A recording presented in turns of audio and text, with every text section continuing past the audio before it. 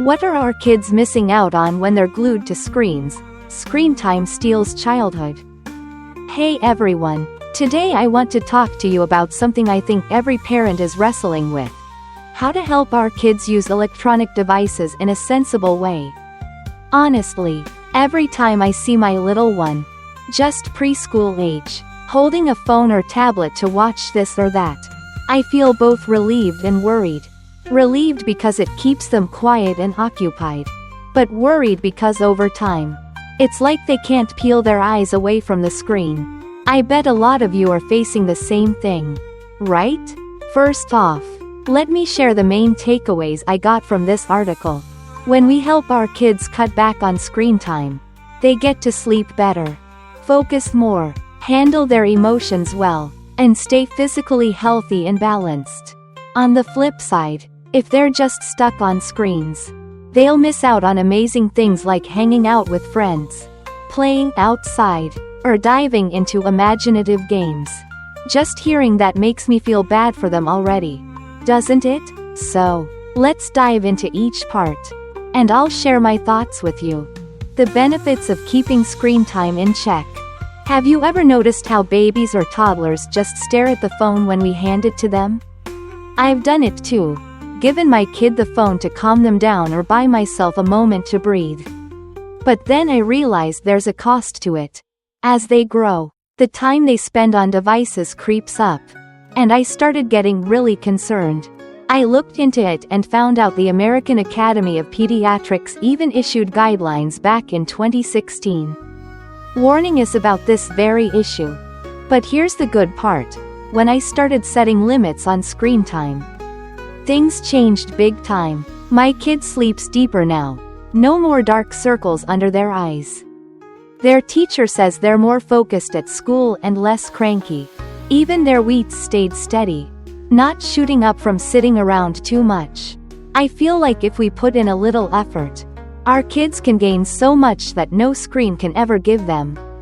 Reading time, a treasure we can't let slip away. Okay, tell me if this sounds familiar. Instead of picking up a book, my kid's clutching the tablet.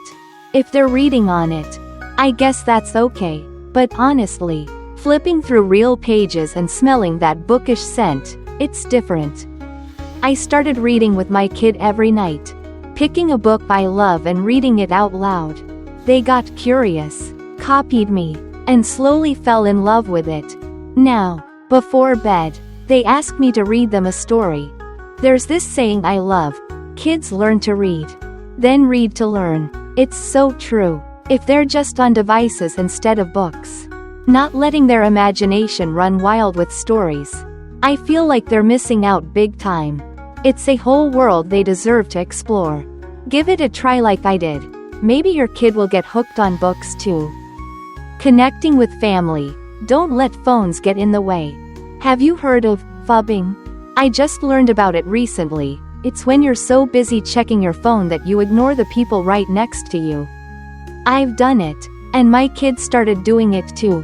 One time, we were all at the dinner table, but everyone was on their phone. No one talked. It made me sad, like we were drifting apart in our own home. So I made a rule: no phones at the dinner table. During meals, we chat about our day, the highs and lows. My kid grumbled at first, but they got used to it. Now they chatter away about school, and it warms my heart to listen. Try it out. Just that small change can bring your family closer together. Hanging out with friends, more than just screens. Back in our day, hanging out meant running around, playing hide and seek, or kicking a ball. Now, when my kid gets together with friends, they're all on their phones, playing games, scrolling Instagram. Some even text each other while sitting side by side. I'm like, how is that fun? I've nudged my kid to try other things with friends, board games, drawing, or heading to the park.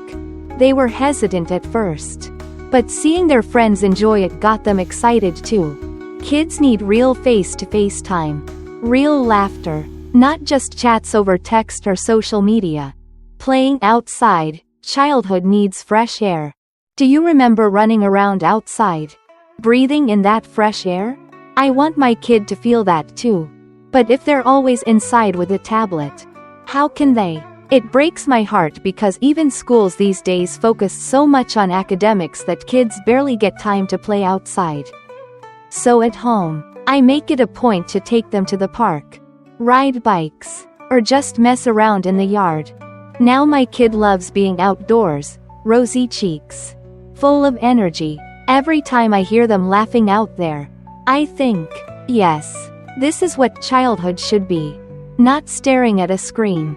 Imaginative play, sparking creativity. I've noticed that when my kid's on the phone or tablet, even if it's educational stuff like math games or videos, they're just taking it in. There's no imagining, no creating, but kids need to dream, to make up their own stories. I started playing pretend with them, being superheroes or building pillow forts. They'd giggle non-stop, totally into it. Those moments feel like the real them, not just following whatever's on a screen.